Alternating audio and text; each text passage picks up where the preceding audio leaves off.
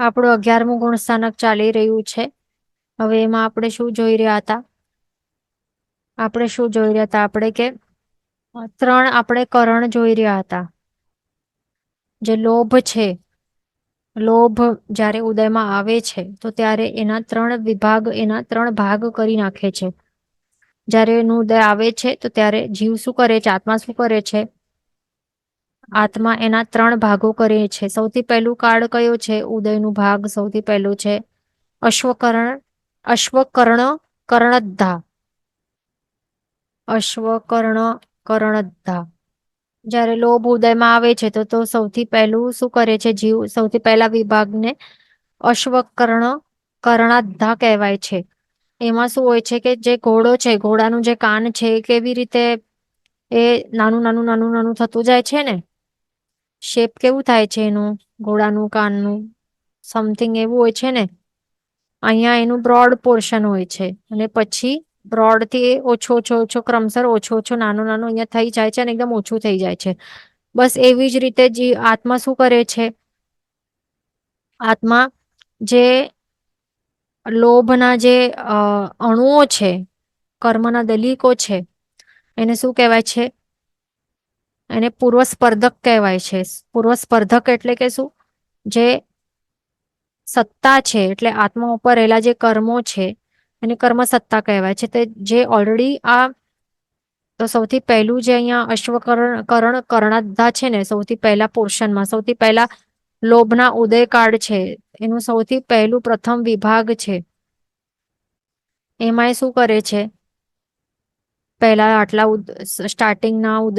સ્ટાર્ટિંગના કાળમાં શું કરે છે કે જે પૂર્વ સ્પર્ધક છે એટલે કે જે સત્તામાં જે રહેલા છે વધારે વધારે રસ વાળા જે લોભના દલીકો છે ને, લોભ કર્મના દલીકો છે ને, તો એનું એ શું કરે છે? આ ઘોડાનું અશ્વનું જે કર્ણ છે એ જેમ નાનું નાનું અનુક્રમે થતું જાય છે, બસ તેવી જ રીતે એ શું કરે છે? જે ઘણા રસવાળા આ લોભના કર્મના દલીકો છે ને એને અનુક્રમે એને ઓછો ઓછો ઓછો ઓછો હીન હીન રસવાળું એવી રીતે અપૂર્વ સ્પર્ધકો બનાવે છે એવી રીતે. બરાબર? એટલે કે હવે અનુક્રમે શું કરશે કે આ ઘણા રસવાળું છે એનું રસ ઓછું કરશે. એટલે આ પૂર્વ સ્પર્ધક છે તો હવે શું કહેવાશે? અપૂર્વ સ્પર્ધક કહેવાશે આ લોભ કર્મના દલીકોને.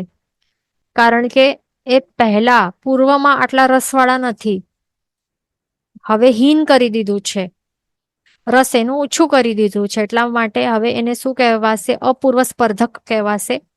ઓછા ઓછા રસવાળા, એનાથી પણ ઓછા ઓછા રસવાળા, એવી રીતે અહીંયા જેમ કર્ણ એ નાનું નાનું થતું જાય છે, બસ એવી જ રીતે એ રસ છે ને એ ઓછા ઓછા ઓછા ઓછા કરતો જાય છે, હીન હીન હીન કરતો જાય છે. તો આ ક્રિયાને શું કહેવાય છે? અશ્વકર્ણ કર્ણાધા ક્રિયા કહેવાય છે આ. અને ક્યારે થાય છે? લોભનો ઉદયકાળ જ હોય છે ટોટલ, એમાંથી જે પ્રથમ ભાગ છે ને આટલું વિભાગમાં આ આવું કાર્ય કરે છે. પછી બીજું વિભાગ શું છે તે આપણે સમજશું હવે. લોભનો ઉદયકાળ છે એનું બીજું વિભાગ છે કિટ્ટી કર્ણાધા. કિટ્ટી કર્ણાધા એમાં શું કરે છે? કિટ્ટી કર્ણાધા આ કાળ દરમિયાન શું કરે છે? જે બીજો વિભાગ છે આ કિટ્ટી કર્ણાધા છે આ, એમાં શું કરે છે? આ કાળમાં જે સંજ્વલન લોભ મોહનીય કર્મ છે તો એના જે અણુઓ છે તો એ બનાવવાનું જ કાર્ય ચાલુ કરે છે. એને કહેવાય છે કિટ્ટી કર્ણાધા. એટલે કિટ્ટીઓ બનાવવાની ચાલુ કરે છે. કોની? જે સંજ્વલન લોભ મોહનીય કર્મ છે ને, સંજ્વલન લોભ કશા ચારિત્ર મોહનીય કર્મ છે, તો એને એ કિટ્ટી બનાવવાનું અહીંયા ચાલુ કરે છે હવે. તો આ સમયને એટલા માટે એને શું કહેવાય છે? આ કાર્યને કિટ્ટી કર્ણાધા એ કહેવાય છે. અને ત્રીજું કયો છે હવે? ત્રીજું છે કિટ્ટી વેદન કિટ્ટી વેદનાધા. તો કિટ્ટી વેદનાધા માં શું કરે છે આ ત્રીજા કાળ દરમિયાન? ત્રીજો ભાગ છે ઓ લોભનો જે ઉદયકાળનો જે ત્રીજો ભાગ છે આ અંતિમ, તો એમાં શું કરે છે? તો જે લોભ છે, લોભ ના કિટ્ટીઓ છે ને, લોભની જે કિટ્ટીઓ જે એને બનાવી છે, તો એનું વેદન કરે છે. આ વેદન કરે છે એટલે કે શું? ભોગવે છે, સિમ્પલ ભોગવે છે, તો એને કહેવાય છે કિટ્ટી વેદન અધ્ધા. તો આ 3 વિભાગમાં એ એવી રીતે શું કરે છે જીવ? જે લોભનું જે ઉદયનું જેટલું કાળ છે એટલા સમય માટે રહેવાનું છે, તો એમાં એવી રીતે 3 વિભાગમાં આ 3 કાર્યો કરે છે. પહેલા તો શું કર્યું એણે?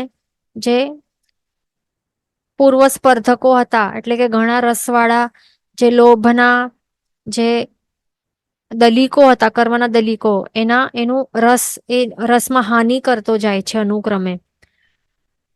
રસ ઓછો ઓછો ઓછો કરતો જાય છે. એના કારણે જે હવે જે લોભના જે દલીકો છે, નવા નવા જે ઓછા રસવાળા છે, એને શું કહેવાશે? અપૂર્વ સ્પર્ધક કહેવાશે.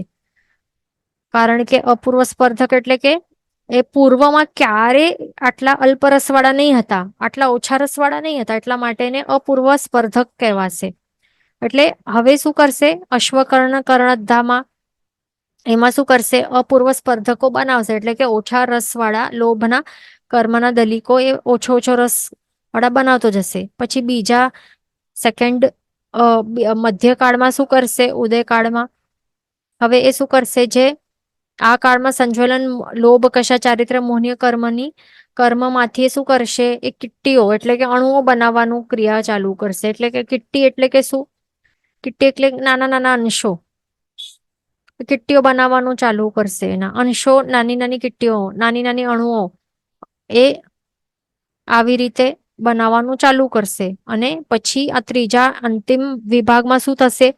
કે જે પણ કિટ્ટી બનાવી હતી ને, તો એ અલ્પરસવાળા જે અપૂર્વ સ્પર્ધકો છે, જે કિટ્ટી ના સ્વરૂપે એને બનાવી દીધા છે, એનું હવે વેદન કરશે, એટલે કે ભોગવશે. તો એવી રીતે આ થાય છે આ પ્રક્રિયા. હવે એમાં આપણને ધ્યાન રાખવાનું છે કે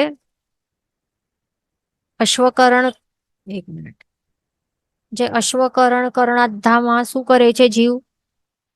જે સંજ્વલન માયા છે ને, સંજ્વલન માયા કશા ચારિત્ર મોહનીય કર્મ, એનું એ ઉપશાંત થઈ જાય છે. અને ધ્યાન રાખવું, આપણે શું જોઈ રહ્યા હતા? ઉપશમ શ્રેણી, ખ્યાલ છે ને શું ચાલી રહી છે? ક્ષપક શ્રેણી નથી, આ ઉપશમ શ્રેણી ચાલી રહી છે. એટલા માટે અહીંયા ઉપશાંત કહ્યું છે આપણે ક્ષય નથી કહ્યું. ધ્યાન રાખવું. શું આપણે જોઈ રહ્યા છીએ હમણાં? 11મું ગુણ સ્થાનક જોઈ રહ્યા છે, અને એમાં પણ આપણે ઓબ્વિયસલી ઉપશમ શ્રેણીનું સ્વરૂપ આપણે જોઈ રહ્યા છીએ ને, ક્ષપક શ્રેણી નથી. એ ખાસ યાદ રાખવાનું. આ આપણા 2 ક્લાસ વચમાં નહીં હતા, એટલા માટે ગેપ પડી ગયું હશે, એટલે યાદ રાખવાનું હમણાં શું ચાલી રહ્યું છે. ઉપશમ શ્રેણીનું સ્વરૂપ ચાલી રહ્યું છે હમણાં આપણું.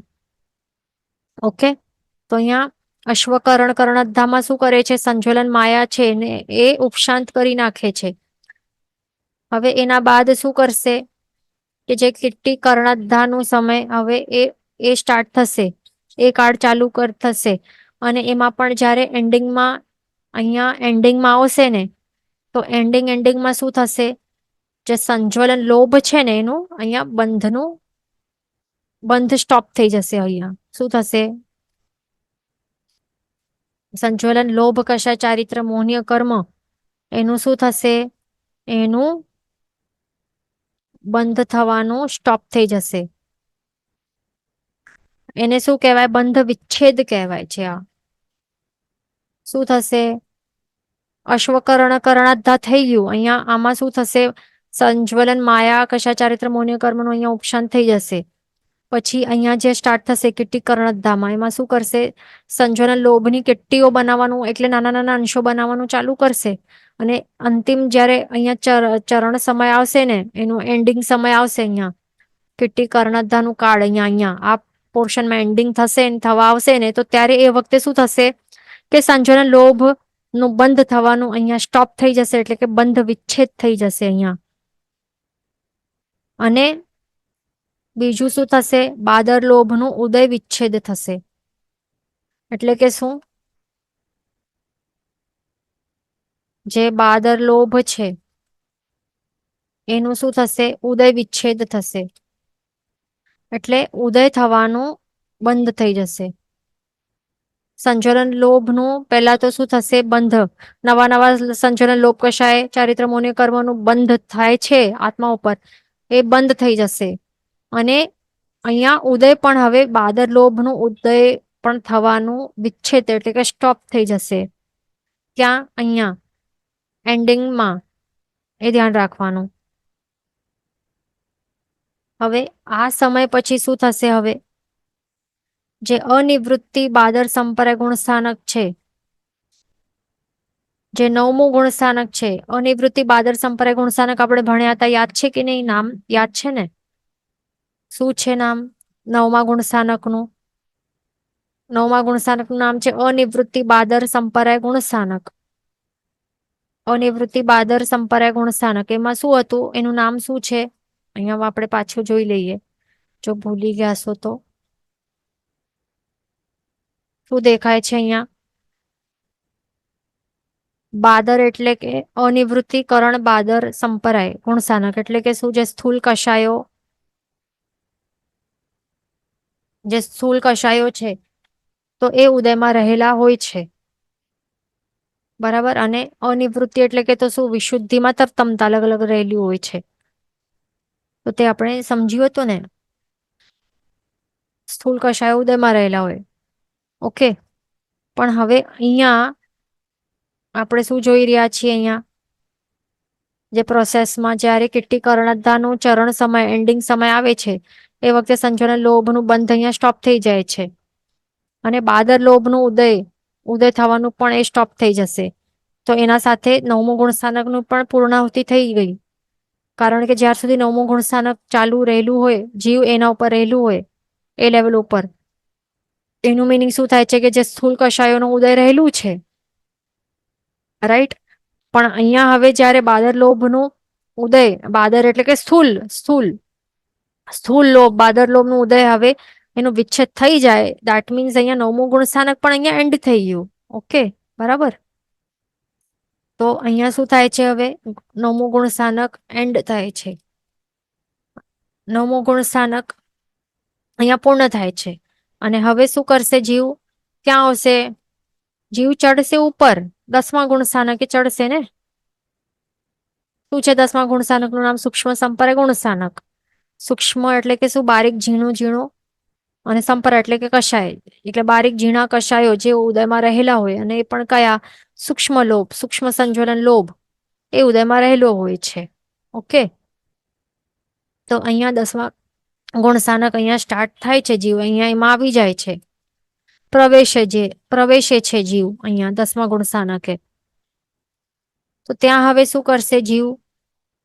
હવે અહીંયા એણે શું કરી હતી? શું બનાવી હતી? અહીંયા પૂર્વે એણે શું બનાવી હતી? અહીંયા જે 3 આપણે જોયા હતા, કિટ્ટી કર્ણધા. કિટ્ટી કર્ણધામાં એણે શું બનાવી હતી? અહીંયા કિટ્ટી કર્ણધામાં જીવે શું બનાવી હતી? કિટ્ટીઓ બનાવી હતી ને. આપણે ભણ્યું ને આ ત્રણેયમાં શું શું કરે છે? અશ્વકર્ણ કર્ણધામાં તો એ શું કરે છે? કે રસો ઘટાડે છે ને, અપૂર્વ સ્પર્ધકો બનાવે છે. અહીંયા કિટ્ટી કર્ણધામાં શું બનાવે છે? લોભની કિટ્ટીઓ બનાવે છે, એટલે નાના નાના નાના નાના અંશો બનાવે છે. બરાબર. એ ભણ્યા હતા ને આપણે. સંજ્વલન લોભની કિટ્ટીઓ બનાવે છે. તો અહીંયા જે એણે આટલા કાળ દરમિયાન એણે જે સંજ્વલન લોભ કશા ચારિત્ર મોહનીય કર્મના અંશો, નાની નાની કિટ્ટીઓ જે બનાવી હતી, તો અહીંયા 10મા ગુણ સ્થાનક હવે જ્યારે સ્ટાર્ટ થશે તો ત્યારે આ શું દેખાય છે? અહીંયા બારીક ઝીણી કષાયનું ઉદય, એ પણ કયા? સંજ્વલન લોભ કષાયનું ઉદય રહેલું હોય તો તે બસ તે જ છે. અહીંયા તે જ છે 10મા ગુણ સ્થાનકમાં જેણે કિટ્ટી કર્ણધામાં જે કિટ્ટીઓ બનાવી હતી ને, લોભની કિટ્ટીઓ, તો એનું ઉદય અને ઉદીર્ણા ચાલી રહેલું છે. ધ્યાન રાખવાનું. એનું શું ચાલી રહ્યું છે? ઉદય અને ઉદીર્ણા તરીકે ભોગવી રહ્યું છે. એટલે શું કરે છે? સંજ્વલન લોભની જે કિટ્ટીઓ એને બનાવી હતી કિટ્ટી કર્ણધા દ્વારા, તો 10મા ગુણ સ્થાનકમાં આવીને એનું ઉદય પણ ચાલુ છે અને ઉદીર્ણા પણ ચાલુ છે. પણ સાથે સાથે એનું ઉપશમન પણ ચાલુ છે. ધ્યાન રાખવાનું. એ પણ ઉપશમ આવી રહ્યું છે કેટલી કિટ્ટીઓનું, એ ઉપશમન પણ ચાલુ છે. શું છે આ ઉપશમ શ્રેણી છે ને, તો ઉપશમ આવવાનું અહીંયાથી હવે સંતુલન લોપ કશાયનું પણ ઉપશમન અહીંયા ચાલુ કરવાનું, એ ચાલુ કરી દે છે, એ ધ્યાન રાખવાનું. તો હવે હવે એ શું કરશે, જે 10મું ગુણસ્થાનક તો એ રહેલું છે, તો એનું પણ હવે એન્ડિંગ સમયનું ચરણ સમય હવે આવે છે. એટલે હવે એ થોડા સમયોમાં જે 11માં ગુણસ્થાનકે પ્રવેશવાનું છે. બરાબર, એટલે 10મા ગુણસ્થાનકનો એન્ડિંગ સમય ચરણ સમય હવે અહીંયા સ્ટાર્ટ થાય છે.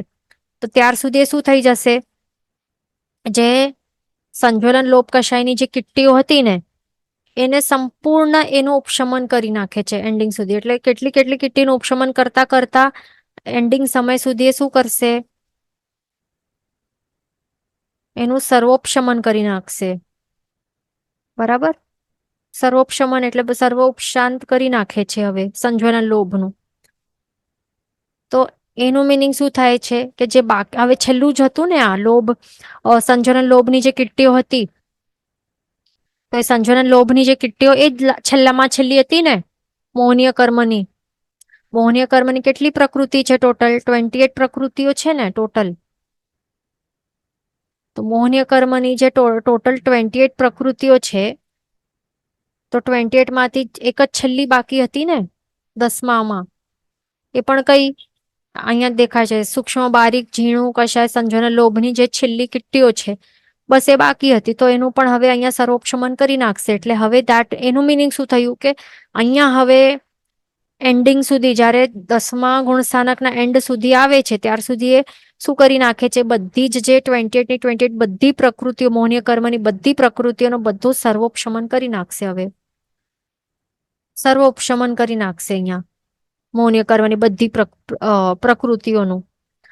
હવે એના બાદ એ શું કરશે હવે, હા અહીંયા એક ધ્યાન રાખવાનું કે જે કિટ્ટી વેદન અધ્ધા આપણે અહીંયા કહ્યું ને, તો અહીંયા સમજવાનું કે જે અહીંયા જે કિટ્ટીઓનું વેદન કરવું એટલે કે શું,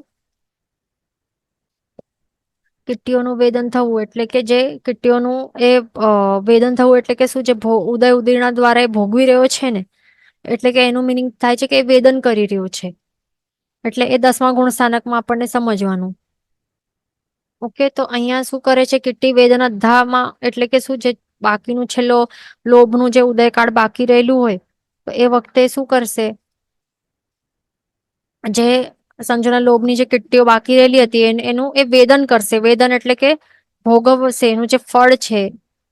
વેદન કરવું એટલે કે શું, ફળ ભોગવવું. વેદન કરવું એટલે કે ઉદય ઉદીર્ણા દ્વારા જે પણ કિટ્ટીઓ છે એનું એ ઉદય ઉદીર્ણા ચાલી રહી છે, જે બાકીની છેલ્લી છેલ્લી છે બસ તે એ 10મા ગુણસ્થાનકે થાય છે. તો અહીંયા એ સમજવાનું. અને બાકી કેટલી કિટ્ટીઓનું ઉપશમન કરવાનું એ ચાલુ છે. કરતા કરતા છેલ્લા 10મા ગુણસ્થાનકનો એન્ડિંગ આવે ત્યાર સુધી એ સર્વોપશમન કરી નાખશે. સંજ્વલન લોભની બધી કિટ્ટીઓનું બધોનું સર્વોપશમન કરી નાખશે. અને એનું મિનિંગ થયું કે બાકી હવે 28 ની 28 બધી શું, બધી જ મોહનીય કર્મોની જે પ્રકૃતિઓનું બધું ઉપશમન સર્વોપશમન કરીને હવે ક્યાં આવ્યો છે, 11મા ગુણસ્થાનકે હવે એ પ્રવેશ્યો છે. ખાસ ધ્યાન રાખવાનું. સર્વોપશમન કર્યું એણે બધી જ અહીંયા 28 પ્રકૃતિઓનું મોહનીય કર્મની. દેટ મીન્સ શું થયું એનું, હવે 11મા ગુણસ્થાનકે એણે પ્રવેશ્યું છે. તો હવે અહીંયા એક મિનિટ, અહીંયા 11મા ગુણસ્થાનકે આવી ગયા. હા, 11મું ગુણસ્થાનકમાં હવે એ આવી ગયું છે. આ શું છે, ઉપશાંત મોહ વિતરાગ છદ્મસ્ત ગુણસ્થાનક એનું નામ છે, રાઈટ. તો હવે આ ઉપશાંત મોહ વિતરાગ છદ્મસ્ત ગુણસ્થાનકે એ આવીને આવ્યો છે. અને એની સ્થિતિ કેવી છે, બધા 28 મોહનીય કર્મોનું સર્વોપશમન એને કરી નાખ્યું છે. એના કારણે હવે કયો ગુણ પ્રગટ થશે એના આત્મામાં, ઔપશમિક વિતરાગતા ગુણ પ્રગટ થશે. કયો ગુણ, ઔપશમિક વિતરાગતા, વિતરાગી કે વિતરાગતા, આ ગુણ એના આત્મામાં હવે અહીંયા પ્રગટ થશે 11મા ગુણસ્થાનકે. બરાબર, એટલે દેટ મીન્સ અહીંયા કેવલ જ્ઞાન પ્રગટ થયું એ નહીં કહેવાશે. એ જીવને વિતરાગતા આવી છે, કારણ કે હમણાં રાગ કે દ્વેષ એનું ઉદયમાં નથી, સર્વોપશમન કર્યું છે ને એણે, એના કારણે વિતરાગતા મળેલી છે. પણ કેવી વિતરાગતા? આ ગુણ કેવું છે? ઉપશમિક ગુણ છે. માત્ર દબાવ્યું છે, સર્વોપશમનના કારણે જ એને આ ગુણ પ્રગટ થયું છે. અને જવાનું છે ગુણ, પણ હવે એનું આવરણ થઈ જવાનું છે. એટલા માટે એને ઔપશમિક વિતરાગતા કરીને આવી રીતે સ્પેસિફાય કરવામાં આવેલ છે. એ ધ્યાન રાખવાનું. તો હવે એ કેવું કહેવાય છે? આ ઔપશમિક વિતરાગતા ગુણ જ્યારે જીવને પ્રગટેલું હોય તો ત્યારે આત્માની કેવી અવસ્થા રહેલી હોય છે? તો આત્માની અવસ્થા કેવી છે કે જેમ કે હવે સમજો કે અહીંયા અગ્નિ છે, અહીંયા અગ્નિ બળી રહેલી છે, અગ્નિ અહીંયા બળી રહી છે. ઓકે, પણ હવે આપણે શું કર્યું? અહીંયા રાખ છે ને, અથવા તો કોલસા છે, કોલસા, બળતા કોલસા છે, અહીંયા એ બળી રહ્યા છે, એમાં અગ્નિ પણ પ્રજ્વલિત છે. પણ હવે કોઈ જીવ શું કરે છે? એના ઉપર એ એશ હોય છે ને, રાખ છે, રાખથી એ ઢાંકી રાખે, એટલે કે ઘણું બળવાના કારણે રાખ તો ઓટોમેટિક ઉત્પન્ન થઈ જાય ને, એક લેયર્સ. એના કારણે પછી જે કોલસા બળી રહ્યા છે કે અગ્નિ જે પ્રજ્વલિત છે નીચે, તો એ દેખાતી નથી ને, એવું હોય ને. પણ સાચે એનું સત્ય, એનું હકીકત શું છે? કે માત્ર ઉપરથી આપણને લાગે છે કે અરે અહીંયા તો શાંત છે, કંઈક અહીંયા કઈ અગ્નિ તો પ્રજ્વલિત નથી, અહીંયા રાખનું લેયર છે, અગ્નિ શાંત થઈ ગયેલી હશે એવું લાગતું હોય. પણ જો એનું જે આ ઉપરનું જે આ કવરિંગ હટાવીએ આપણે એનું, તો પછી શું દેખાય? સત્ય હકીકત દેખાય કે શું છે? કે અહીંયા તો હજી પણ અગ્નિ તો બળી રહી છે, અહીંયા આ તો કોલસા તો બળી રહ્યા છે, અગ્નિ પણ પ્રજ્વલિત છે, એ સાચી હકીકત છે. તો બસ આત્માની આવી જ અવસ્થા હોય છે. ઔપશમિક વિતરાગતા જ્યારે જીવને પ્રાગટ થાય આત્મામાં, તો એ કેવી હોય? બસ આવી સેમ અવસ્થા હોય. ઉપરથી લાગે કે શાંત છે, વિતરાગતા રહેલી છે એ આત્મામાં, પણ અંદરથી તો પ્રજ્વલિત છે, અગ્નિ તો બળી રહી છે. એટલે મોહનીય કર્મ ની અગ્નિ તો અહીંયા બળી રહી છે, માત્ર ઉપશાંત કરીને રાખેલું છે, અહીંયા ઢાંકીને, અહીંયા એશ થી ઢાંકીને રાખ્યું છે. અહીંયા માત્ર મૌન્ય કર્મનું ઉપશાંત કર્યું છે, સર્વોપશમન કર્યું છે. એના કારણે બસ અહીંયા રાખથી ઢાંકી રાખ્યું છે. પણ એ ક્યારે પણ પવન આવશે, હવા આવશે તો આ કવરિંગ હટશે, આ રાખ હટી જશે. રાખ હટશે ને તરત જ આ અગ્નિ ભભૂકા કરીને આ શું કરશે? પ્રજ્વલિત થઈ ઉઠશે. એટલે કે શું? કે જેમ આ ઔપશમિક વિતરાગતા ગુણ અહીંયા લાગે છે કે અહીંયા પ્રગટેલું છે, એટલે પ્રગટ થયું જ છે એનું. પણ શું થશે? અહીંયા કષાયનું જો ઉદય થશે, જેમ પવનનું ઝપાટો આવે તેવી રીતે કષાયનો જો ઉદય થશે, અને એના કારણે પછી શું થશે? એ જીવ પછી પડી જશે. જેનું આ અવસ્થા હતી ને 11મા ગુણસ્થાનક ઉપશાંત મોહ વિતરાગ છદ્મસ્ત અવસ્થા જે હતી આત્મામાં, તો એ નીકળી જશે, બરાબર, અને એ પડી જશે. એ જીવ સીધો એ પડી જશે જીવ. તો હવે એ આપણને સમજવાનું છે કે હવે ઉપશમ શ્રેણી એ ચડ્યો, કેવી રીતે ચડ્યો એ તો આપણે સમજી લીધું ને. કેવી રીતે મહેનત કરીને જીવ કેવી રીતે ચડે છે તો બધું સમજી લીધું આપણે. આ બધું અશ્વકરણ, કરણધાય, બધું આ બધું પ્રોસેસ એક એક કરીને કયો પહેલા મૌન્ય કર્મની જે 28 પ્રકૃતિઓમાંથી પહેલી કઈ ઉપશમન કરે છે, બીજી કઈ, કેવી રીતે કયા કયા ગુણસાનક કે કઈ કઈ પ્રકૃતિઓનું ઉપશમન કરે છે, બધું આપણે સમજી લીધું. એટલે કે કઈ મહેનત, કેવી રીતે મહેનત કરીને ઉપર ચડે છે, ઉપશમ શ્રેણી કેવી રીતે માંડે છે એ તો સમજી લીધું. હવે એ પડશે કેવી રીતે એ હવે આપણને સમજવાનું છે. તો હવે નેક્સ્ટ ટોપિક આપણને શું સમજશું? હા, ઉપશમ શ્રેણીથી પડવાની પ્રક્રિયા. અધઃપતન, અધ એટલે કે નીચે, એટલે નીચેના ગુણસાનકોમાં પતન એટલે કે પડી જાય, તો કેવી રીતે પડશે અને એ આપણને સમજવાનું છે હવે. ઓકે, તો સૌથી પહેલું છે ભવક્ષય. તો હવે એમના ઉપશમ શ્રેણીથી પડવાના બે રીઝન્સ છે. તો પહેલું છે ભવક્ષયના કારણે. ભવક્ષય એટલે કે શું? ભવ એટલે કે આયુષ્ય, જે હમણાં ચાલી રહ્યું આપણું જે આયુષ્ય છે એ ભવ કહેવાય ને. આપણું આ ભવ એટલે કે આ આયુષ્ય. તો આ આયુષ્ય હવે સમજો કે જીવ જે ઉપશમ શ્રેણીમાં ચડી રહેલું હતું, તો ઉપશમ શ્રેણી માંડતા જ એ જીવનો જ્યારે જો આયુષ્યની જે આ છે તૂટી જાય, આયુષ્ય કર્મ પૂર્ણ થઈ ગયું, ખપાવી દીધું, તો એના કારણે પછી મૃત્યુ થઈ જાય ને. તો મૃત્યુ થવાના કારણે પછી કહેવાય કે હવે એનું અધોપતન થશે. પણ હવે કેવી રીતે તે સમજવાનું છે. મેઇન ફર્સ્ટ ઓફ ઓલ તો એ આટલું તો ક્લિયર જ છે ને બધાને કે જો સમ્યક દર્શન ગુણ પ્રગટેલું હોય આત્મામાં, તો એ સમયે સમ્યક દર્શન ગુણ જો પ્રગટેલું હોય આત્મામાં, એટલે કે શું? ચોથો ગુણ સ્થાનક, ફોર્થ ગુણ સ્થાનક, ફોર્થ ગુણ સ્થાનકે રહેલું આત્મા હોય, એટલે કે સમ્યક દર્શન ગુણ પ્રગટેલું છે આત્મામાં, અને ત્યારે આયુષ્ય કર્મનું બંધ થાય, તો એ મનુષ્યનું કયો આયુષ્ય કઈ ગતિ મળે ને? દેવગતિ મળે આવતા ભાવમાં. એ નિયમ છે, રૂલ છે, તો ખ્યાલ છે ને. તો હવે આ જીવ તો ક્યાં 11મા ગુણ સ્થાનકે છે, અથવા તો 8માંથી 11માં ક્યાં પણ છે, ઉપશમ શ્રેણી માંડી રહ્યો છે એ જીવ. આપણે શું જોયું હતું કે જે બદ્ધ હોય છે, બદ્ધાયુ વાળા જીવ હોય છે ને, જે બદ્ધાયુ ઉપશમ સમકીર્તિ અને બદ્ધાયુ ક્ષાયક સમકીર્તિ પ્લસ અબદ્ધાયુ ઉપશમ સમકીર્તિ, આટલા 3 પ્રકારના જીવો હોય છે. કોણ? બદ્ધાયુ ઉપશમ સમકીર્તિ જીવો, જેમણે આવતા ભાવનું આયુષ્ય કર્મનું બંધ કરી દીધું છે. અને બીજા જે અહીંયા આપણે ટેબલમાં જોઈ લઈએ તો બધાને યાદ આવી જશે. એક મિનિટ ટેબલ ઓપન કરીએ. હા, અહીંયા જોયું હતું ને, ઉપશમ શ્રેણી કોણ માંડી શકે? એવા કેવા ટાઈપના જીવો? અબદ્ધાયુ ઉપશમ સમકીર્તિ જીવો, બદ્ધાયુ ઉપશમ સમકીર્તિ અને બદ્ધાયુ ક્ષાયક સમકીર્તિ, આ 3 ટાઈપના જીવો ઉપશમ શ્રેણી માંડી શકે છે. રાઈટ?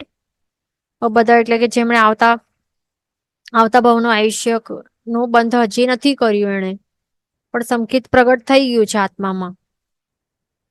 અને બદ્ધાયુ એટલે કે કેવા કે માત્ર વૈમાનિક દેવના આયુષ્ય જેમણે ઓલરેડી બાંધી દીધું છે, બસ એવા એવા જ કરી શકે ઉપશમ શ્રેણી. ખાસ ધ્યાન રાખવાનું, આપણે આ રૂલ નિયમ પહેલા જ ભણ્યું હતું. બરાબર? જેમણે બદ્ધાયુ એટલે કે ઓલરેડી બાંધી દીધું છે આવતા ભાવનું આયુષ્ય. કેવું બાંધી દીધું છે? વૈમાનિક દેવભાવ બાંધી દીધું છે ઓલરેડી.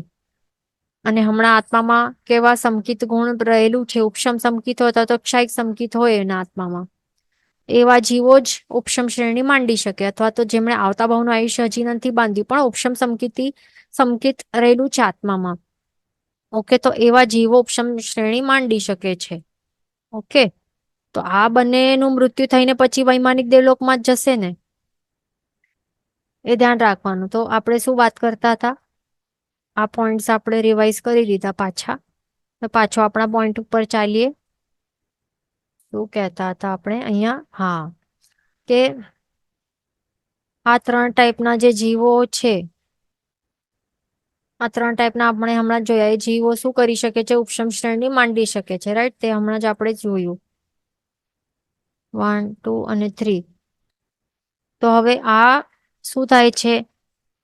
જો ઉપશમ શ્રેણીમાં જે માનતા જ જો જીવનું આયુષ્ય પૂર્ણ થઈ જાય છે, તો પછી મૃત્યુ પામીને ક્યાં જશે? એને વૈમાનિક દેવલોકમાં એની ઉત્પત્તિ થશે, વૈમાનિક દેવ તરીકે ઉત્પન્ન થશે. તો હવે અહીંયા મૃત્યુ થાય છે, એનું આયુષ્ય એનું પૂર્ણ થઈ જાય છે મનુષ્ય તરીકે. બરાબર? અહીંયા ઉપશમ શ્રેણી માનતે મનુષ્ય હતું ને, મનુષ્ય જ આવું કરી શકે ને ઓબ્વિયસલી.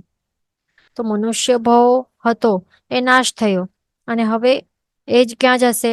વૈમાનિક દેવભાવમાં જશે. તો એના કારણે પછી હવે ઉપશાંત મોહ વિતરાગ છદ્મસ ગુણ સ્થાનકે જો રહેલું હોય, તો પછી 11માંથી પડીને ક્યાં જાય? વૈમાનિક દેવલોક મળે. તો ચોથો મળે ને એને. તો અહીંયાથી પડીને ક્યાં જાય? ચોથા ગુણ સ્થાનકે આવી જાય, જો વૈમાનિક દેવલોક એને મળે. ભવક્ષય ધ્યાન રાખવાનું. તો આવી રીતે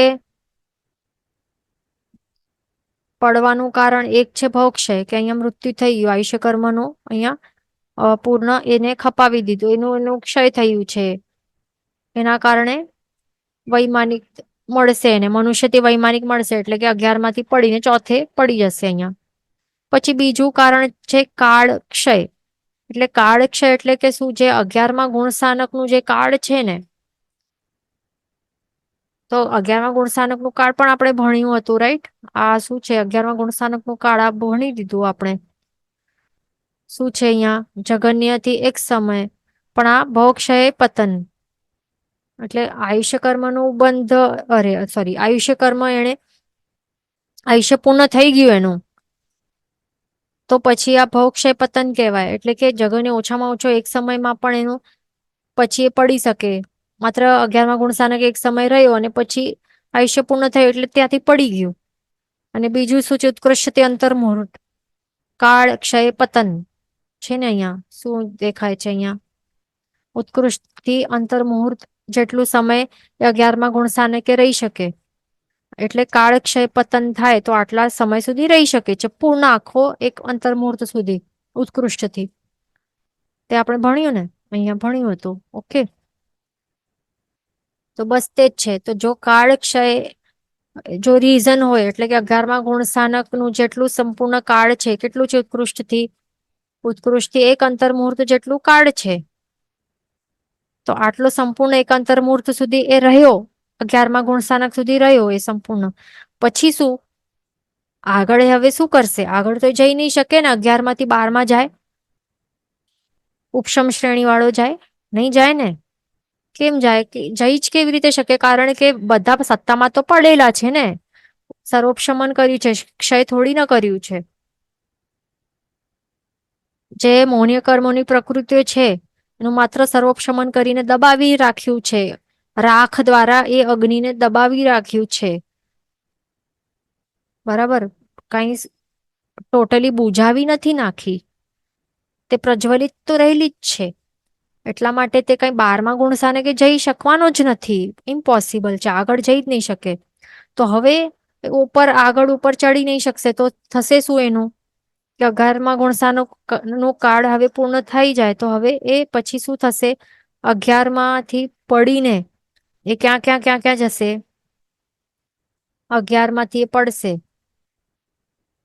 10મે આવશે, 10મેથી પડીને 9મે આવશે, 9મેથી પડીને 8મે, 8મેથી પડીને 7મે, એનાથી પડીને 6ઠે, તે 6ઠે ગુણસ્થાનકથી સુધી એ આવી જાય છે. એટલે કે 11માંથી પડીને અહીંયા શું થશે, કાળક્ષયના કારણે 11માંથી પડીને સીધો નીચે નીચે નીચે જતા જતા એ 6ઠ્ઠા ગુણસ્થાનકે આવી જશે. હવે સમજો કે એ જો 6ઠ્ઠા ગુણસ્થાનકે હજી અહીંયા સ્થિર નહીં થયો, અહીંયા આ શું છે, સર્વવિરતિ ગુણસ્થાનક છે ને, પ્રમત સંયત ગુણસ્થાનક છે ને, આ તો પ્રમત સંયત ગુણસ્થાનકમાં એ સ્થિર નહીં થઈ શક્યો, એવા ભાવો અધ્યવસાય નહીં ટકાવી શક્યો કોઈક જીવ. સમજો કોઈક જીવ જો ટકાવી શકે તો અહીંયા સ્થિર રહી જાય 6ઠ્ઠે ગુણસ્થાનકે, પણ જો અહીંયા પણ એ સ્થિરતા નહીં રાખી શક્યો અધ્યવસાયોની, તો પછી હજી એ પડશે અને 5મા ગુણસ્થાનકે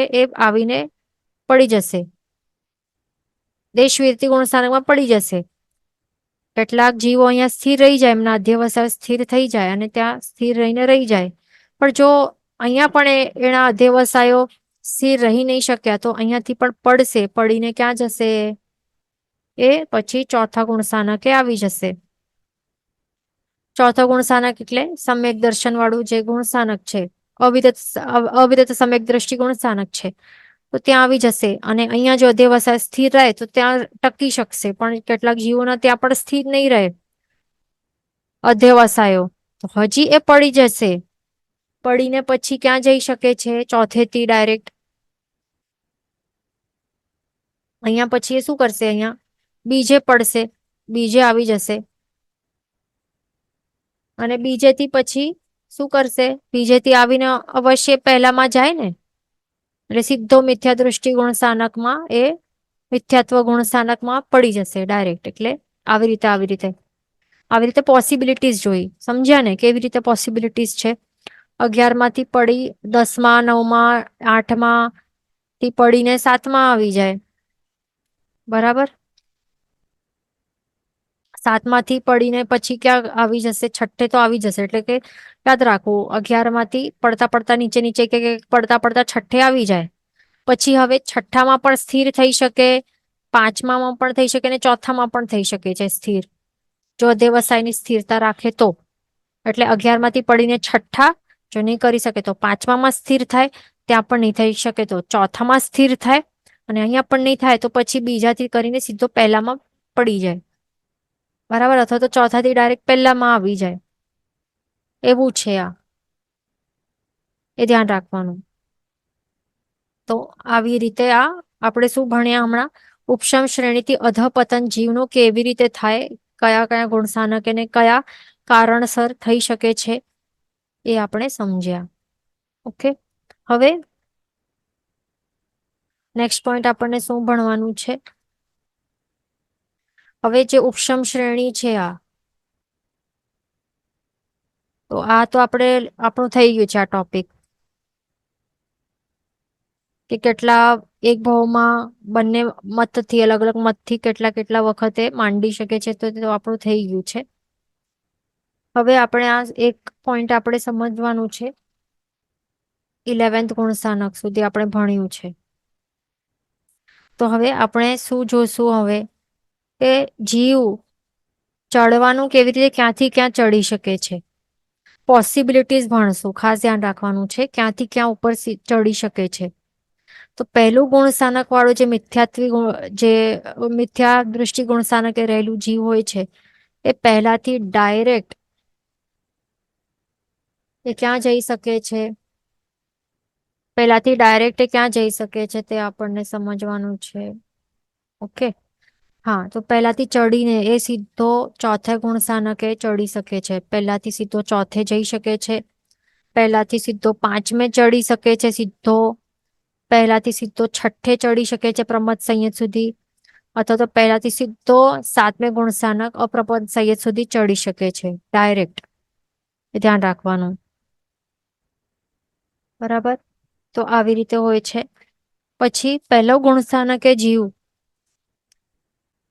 ચોથો કયો કયો જોયો આપણે? પહેલાથી સીધો ત્રીજે પણ જઈ શકે છે. ઓકે. તો પહેલાથી સીધો મિશ્ર દૃષ્ટિમાં જઈ શકે છે, ત્રીજેમાં, ચોથામાં જઈ શકે છે, પાંચમામાં, છઠ્ઠા કે સાતમામાં. તો એવી રીતે ત્રીજાથી સાતમામાં ડાયરેક્ટ એ જઈ શકે છે. ખાસ ધ્યાન રાખવાનું આ પોઈન્ટ. હવે નેક્સ્ટ પોઈન્ટ શું છે કે હવે જે ત્રીજે રહેલો જીવ છે મિશ્ર દૃષ્ટિ ગુણસાનકથી, તો અહીંયાથી એ ડાયરેક્ટ જીવ ક્યાં જઈ શકે છે? તો એ ચોથા ગુણસાનકે જઈ શકે છે. ત્રીજેથી એ ચોથે ગુણસાનકે જઈ શકે છે. પછી હવે ચોથે રહેલું હોય જીવ, તો ચોથેથી એ ડાયરેક્ટ ક્યાં ક્યાં જઈ શકે છે? પાંચમામાં દેશવીરતીમાં જઈ શકે છે, ચોથાથી છઠ્ઠામાં જઈ શકે છે પ્રમદ સંયતમાં, ચોથાથી સાતમામાં અપ્રમદ સંયતમાં જઈ શકે છે. એવી રીતે એ જઈ શકે છે. ચોથાથી ક્યાં ક્યાં? પાંચમા, છઠ્ઠા કે સાતમામાં એ ડાયરેક્ટ જઈ શકે છે સીધો. પછી હવે પાંચમે ગુણસાનકે રહેલું જીવ છે, તો પાંચમે ગુણસાનકે રહેલું જીવ એ ડાયરેક્ટ ક્યાં જઈ શકે છે? ડાયરેક્ટ પાંચમાંથી છઠ્ઠામાં તો જઈ શકે છે, પણ પાંચમાંથી ડાયરેક્ટ સાતમામાં પણ જઈ શકે છે અપ્રમદ સંયતમાં. પછી છઠ્ઠે રહેલું હોય જીવ પ્રમદ સંયતમાં, તો ત્યાંથી ડાયરેક્ટ એ સાતમામાં જઈ શકે છે, સાતમા ગુણસાનકે. ઓકે. એનાથી વધારે આગળ નહીં. પછી સાતમે અપ્રમદ સંયત ઉપર રહેલું હોય જીવ, તો સાતમાંથી ક્યાં ક્યાં જઈ શકે છે? સાતમાંથી એ આઠમા ગુણસાનક નિવૃત્તિકરણ ગુણસાનકમાં એ જઈ શકે છે. એનાથી વધારે જમ્પ નહીં કરી શકે. પછી આઠમે રહેલું હોય, આઠમાંથી ક્યાં જઈ શકે? નવમામાં જ જઈ શકે છે ડાયરેક્ટ. એનાથી વધારે ઉપર જમ્પ નહીં કરી શકે. ખાસ ધ્યાન રાખવાનું આ બધું. પછી નવમા ગુણસ્થાનકે રહેલું જીવ છે એ ક્યાં કઈ જઈ શકે? માત્ર 10માં જઈ શકે છે સૂક્ષ્મ સંપ્રાયમાં. એનાથી વધારે એ જમ્પ નહીં કરી શકે. પછી 10મા ગુણસ્થાનકે રહેલું જીવ હોય તો એ ક્યાં કઈ જઈ શકે છે? 11માં એ જઈ શકે છે. જો જો ક્ષપક શ્રેણી વાળું જીવ હોય તો એ પછી 10માંથી એ ડાયરેક્ટ 12માં જમ્પ કરી શકે છે એ જીવ. એ ધ્યાન રાખવાનું. જે 10માંથી 11માં જાય એ કોણ જાય? માત્ર ને માત્ર ઉપશમ શ્રેણી વાળું હોય એ જ જાય. એ પણ ખાસ પોઈન્ટ નોટ ડાઉન કરવાનો. આપણે ભણી લીધું છે કે 10માંથી 11માં કોણ જાય? ઉપશમ શ્રેણી માંડનાર જીવ જ જાય 11માં. 10થી 11માં. પણ જે ક્ષપક જીવ હોય એ ક્યાંથી ક્યાં જાય? 10માંથી ડાયરેક્ટ 12માં જાય. એ 11માં જાય જ નહીં. બરાબર. અને જે ક્ષપક વાળું છે એ 10માંથી સીધો 12માં ગયો પણ પછી 12માંથી પછી આગળ જશે. 12માંથી 13માં જશે અને 13થી 14માં જશે. અને પછી ડાયરેક્ટ પછી એનું મોક્ષની અવસ્થાની એ પ્રગટ થઈ જશે. મોક્ષની અવસ્થા મળી જશે. એટલે આ એકદમ યાદ રાખવાનું છે. આ જે પણ આપણે ચડવાનું આપણે સમજ્યું, જે પણ હમણાં ડિસ્કશન કરી છે એકદમ યાદ રાખવાનું છે બધાને. ઓકે. આ ચડવાનું ક્રમ આપણે જોયું કે કેવી રીતે પોસિબિલિટીઝ છે. ચઢાણ આપણે સમજી લીધી. હવે ઉતરવાનું આપણને સમજશું. ઉતરવાનું આપણને સમજવાનું છે. ઓકે. મેન એટલે અહીંયા જે ચઢાણમાં આપણે જોયું ને કે મેન એક પોઈન્ટ સમજવાનું છે કે 7માંથી એટલે 8માંથી જે જમ્પ છે ને, 6થી ડાયરેક્ટ ઉપર હજી જમ્પ નહીં થઈ શકે. અહીંયાથી જમ્પિંગ પોસિબલ નથી. જે 6થો વાળો જીવ છે ને, અહીંયાથી એ 7માં જ જઈ શકે. એનાથી વધારે અહીંયાથી પછી જમ્પિંગ નહીં કરી શકે. એ ધ્યાન રાખવાનું. 5મો વાળો અહીંયા 6માં જઈ શકે કે ડાયરેક્ટ 7માં જઈ શકે છે. પણ 6થે ઓનવર્ડ્સ પછી જમ્પિંગ પોસિબલ નથી. 6થા વાળું 7માં જ જાય, પછી 7મા વાળું 8માં જ જાય, 8 વાળું 9માં જ જાય, 9 વાળું 10માં જ જાય. ઓકે. અહીંયા સુધી એવી રીતે જમ્પિંગ પોસિબલ નથી. પણ હવે 10મા વાળું હવે પછી ડાયરેક્ટ 11માં પણ જઈ શકે. જે ઉપશમક જીવ છે 11માં જાય અને જે ક્ષપક જીવ છે એ 12માં જાય ડાયરેક્ટ. તો એ છે આટલું સમજવાનું. પણ જમ્પિંગ ક્યાંથી પોસિબલ છે? ક્યાંથી ક્યાં આટલું? પહેલામાં પોસિબલ હતું. બરાબર. પછી ચોથામાં પણ પોસિબલ હતું અને 5માં પણ પોસિબલ હતું. તે આપણે જોયું ને. જમ્પિંગ ક્યાં પોસિબલ છે ડાયરેક્ટ જવાનું? પહેલામાં પોસિબલ છે જમ્પિંગ. ચોથામાં અને 5માં પોસિબલ છે જમ્પ કરવાનું. માત્ર 3માં જમ્પ કરવાનું પોસિબલ છે. ધ્યાન રાખવાનું. પછી 6થી અહીંયા સુધી, 10મા સુધી, 9મા સુધી પોસિબલ નથી જમ્પ કરવાનું. પણ 10માંથી ક્યાં જઈ શકે છે? અહીંયા પણ જઈ શકે છે. એટલે જે ઉપશમક અહીંયા જાય અને ક્ષપક અહીંયા જાય. એટલે અહીંયાથી જમ્પ થવાનું પોસિબલ થાય છે અહીંયાથી. પછી ઉપર ઉપર એક એક એક ચડવાનું જ હોય છે. અહીંયાથી પણ જમ્પિંગ પોસિબલ નથી. એ ધ્યાન રાખવાનું. આટલું આપણું ચઢાણનું આખું કમ્પ્લીટ ક્લિયર થઈ ગયું હશે બધાને. હવે આપણે ઉતરવાનું સમજવાનું છે. ઓકે. ઉપશમ શ્રેણી વાળું છે અજીવ. તો એ 10માંથી 11માં જાય ને, 11માં. તો હવે ઉતરી કોણ શકે? જે 11 વાળું ગુણસ્થાનક છે અહીંયા, અહીંયા સુધી જ ઉતરી શકાય ને. જે પણ ઉપશમ શ્રેણી વાળો જીવ છે તો એ અહીંયા આપણે જોઈ બે કારણસર એનું અધઃપતન થઈ શકે છે. એક તો ભવક્ષય અને બીજું કાળક્ષય. તો ભવક્ષય થયું તો પછી મૃત્યુ પામે. તો પછી 11માંથી સીધો ક્યાં જશે? 1 મિનિટ. હા, 11માં છે. હવે 11માંથી સીધો જશે ક્યાં? ચોથા ગુણસ્થાનકે જશે. બરાબર. એ ધ્યાન રાખવાનું. 11માંથી ક્યાં જાય? ચોથે ગુણસ્થાનકે ચાલ્યો ગયો. હવે બીજું, 10મા ગુણસ્થાનકે કોઈ જીવ રહેલું હોય તો એ ઉતરે તો ક્યાંથી ઉતરી શકે? સીધો એ ક્યાં જાય? એ સીધો ચોથા ગુણસ્થાનકે જઈ શકે છે. ધ્યાન રાખવાનું. એ પણ મૃત્યુ પામે તો ભવક્ષય થાય તો 10માંથી પડીને સીધો ચોથામાં જાય. પછી 9માં રહેલું હોય અહીંયા, ભવક્ષય થાય તો સીધો ક્યાં જાય? એ પણ ચોથામાં જ જાય. ભવક્ષય થાય અને 8માં રહેલું હોય અહીંયા નિવૃત્તિ, તો નિવૃત્તિકરણથી ક્યાં જાય? સીધો ચોથે જશે. બરાબર. હવે 7મા ગુણસ્થાનકે રહેલું હોય અપ્રમત્વ સંયુક્ત ગુણસ્થાનક અને મૃત્યુ પામે તો પછી સીધો ક્યાં જાય? ચોથા ગુણસ્થાનકે. પ્રમત સંયત વાળ પ્રમત સંયત વાળું છે, છઠ્ઠો ગુણસ્થાનક વાળું, એ મૃત્યુ પામે તો સીધો ક્યાં જાય? સીધો ચોથા ગુણસ્થાનકે જાય છે. ઓકે, એટલે આપણે શું સમજ્યું કે આટલા જે જીવો છે એ પડીને ચોથા ગુણસ્થાનકે પહેલા જાય છે, એ ધ્યાન રાખવાનું જો એનું મૃત્યુ થાય તો. અને એ પણ હવે જે 11મો ગુણસ્થાનક વાળું છે તો એ ક્રમશ કેવી રીતે જો પડે તો કેવી રીતે પડે એ પણ કયો? હવે આ આપણે શું જોયું? ભવક્ષયનું આપણે જોયું છે એ આપણે હમણાં જે ડિસ્કશન કર્યું ને એ શું ભવક્ષય વાળું ડિસ્કશન કર્યું છે. આ ખાસ ધ્યાન રાખવાનું કે મૃત્યુ થાય, અહીંયા રહેલું છે, મૃત્યુ થાય તો સીધો ચોથે જશે આવતા ભાવમાં. અહીંયા રહેલું છે, મૃત્યુ થાય તો ચોથામાં. અહીંયા છે, મૃત્યુ થયું તો ચોથામાં. અહીંયા થયું છે, મૃત્યુ થઈ છે ચોથામાં. અહીંયા છે, મૃત્યુ થયું અને ચોથામાં. અહીંયા છે, મૃત્યુ થયું ને તો ચોથામાં. અહીંયા છે, છઠ્ઠા સુધી જોયું આપણે, બરાબર? એટલે છઠ્ઠા સુધી ભવક્ષય થયું, મૃત્યુ થયું તો સીધા ચોથામાં જશે બધા જીવો. આટલું આપણે સમજ્યું, આ ભવક્ષયનું આપણે સમજ્યું. હવે કાળક્ષય છે એ આપણને હવે અહીંયા સમય પણ થવા આવ્યું છે. અહીંયા ક્વેશ્ચન છે કે શું જીવ 11મા ગુણસ્થાનકના સંસ્કાર લઈને જ જાય? સોરી, ક્વેશ્ચન છે શું જીવ 11મા ગુણસ્થાનકના સંસ્કાર લઈને ન જાય?